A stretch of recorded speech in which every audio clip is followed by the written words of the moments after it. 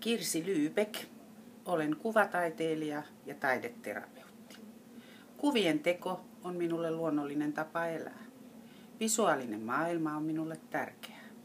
Muistot ovat minulle visuaalisia ja eläviä vuosienkin jälkeen.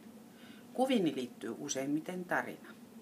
En kuitenkaan tarjoile tarinaa katsojille, vaan jokainen saa itse muodostaa oman tarinansa kuvastani.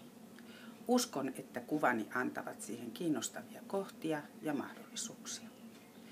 Teen useimmat kuvani pigmenteillä ja kehittämälläni tekniikalla. Pigmenttien herkkyys ja toisaalta värien loistavuus kiehtovat minua. Pigmenttipinta voi olla hyvin tasainen ja toisaalta rosoinen riippuen työskentelytavasta. Pigmenteillä voi piirtää tai maalata tai yhdistää eri tekniikoita. Pigmentit soveltuvat myös paperille tai kankaalle.